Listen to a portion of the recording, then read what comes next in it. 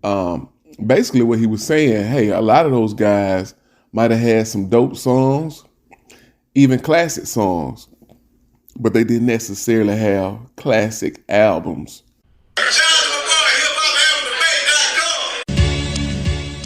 This is hip hop album debate. Let's get the conversation going. Ain't no time to waste. Yeah, the podcast that I know you've been wanting. They talking real hip hop. Got everybody talking. Let's go. Yeah, keep it 100 and stay true. Hosted by my homie Q. Tune in and come through. Yeah, this be the spot, the number one place all day. This is hip hop album debate. Let's go. Hey, yeah.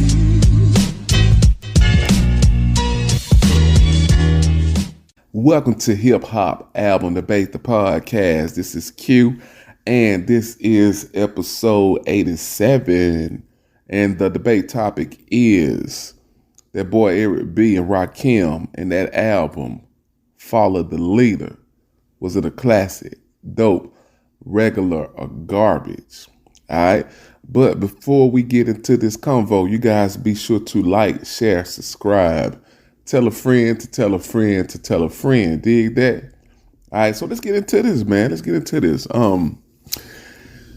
Any of my OG homies, man, if you guys are wondering, like, what is this guy doing?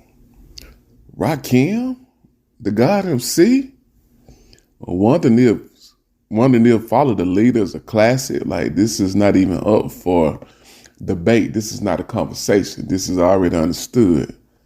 But the whole idea actually came from one of my big homies, actually a couple years ago, maybe 2 years ago, one or 2 years ago, we were having a conversation, and basically what the conversation was about, he felt like we give a lot of OG passes to a lot of the OG rappers that came out during that day.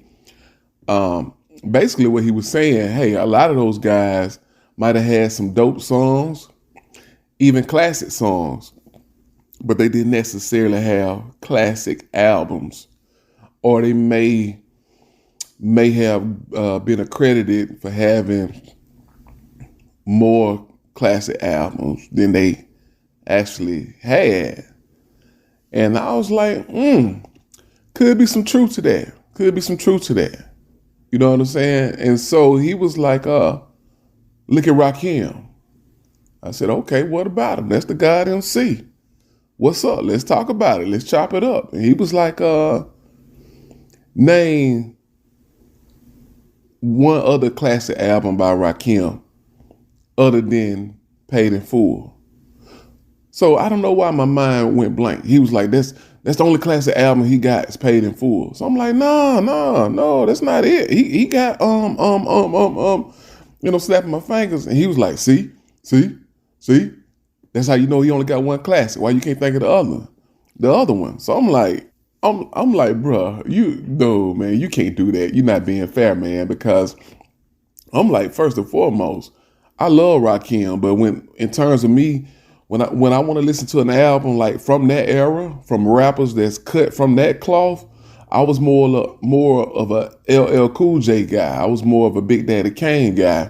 So if I'm gonna go back and listen to an album, it'll be typically like a bad album by LL, Big and Deffer, or Walking with a Panther, or Long Live the Kane. Great Adventures of Slick Rick. I'm more towards that before I listen to a Follow the Leader or even Paid in Full. Just being real, but I am a Rakim fan, and truth be told, I actually enjoy listening to the third album, Let the Rhythm Hit 'Em. I actually enjoy that. My personal preference more so than Follow the Leader, but I think those first two are clear-cut classic material. What you got? Follow the Leader, the title track, Microphone Fiend, the R. I mean, it's so many joints on there, and then you can't take away the Rakim changed the game in terms of his rap skills, his rap patterns, and his cadence. Like, all that was a game changer. And truth be told, even the third album, That came out in what, 90, 91, something like that. So the game was shifting. Rakim was still nice, but the game was shifting. You know what I'm saying? Around this time, you got the whole gangster rap is starting to kind of take over. At the end of the day, hip hop has always been about bragging, whether it's your MC skills or my DJ is better than your DJ. Well, along the line, we start bragging about different stuff. You know, hey, my gun is bigger than yours. My crew bigger than yours. We'll knock your crew out. We got more jury than you.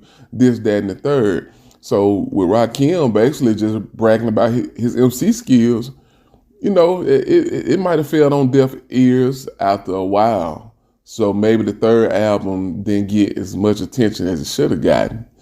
I don't know. I mean, I can't speak for everybody. That would be my theory on that.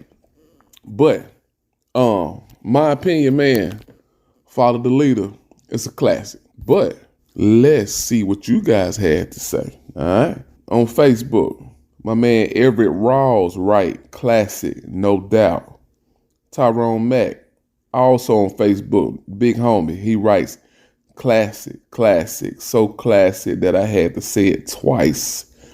Braxton Mack, my big homie from my hometown, he writes classic. Trenton Cummins, the homie from I think Wild Hundreds, if I'm not mistaken. He writes classic. Keep in mind, EPMD was on his ass on So What You Saying. And my man will be referring to the infamous line where they said people around town talking this and that, and how we sound like the art and our music is whack. Dropped the album Strictly Business and you thought we were fold. 30 days later, the LP went gold. So what you saying? Yeah. So anyway, far as the album goes, let's see what the people voted. 0% said it was garbage. 13% said it was dope. 13% said it was regular. 74% said it was a classic. So what's up? You guys let me know. I think that's accurate. But you let me know if you agree or if you disagree with me, the comments, the polls. It's an ongoing convo. Y'all know the play. So holler back at your boy Q. All right? 3 words. I'm gone. Peace. Hey.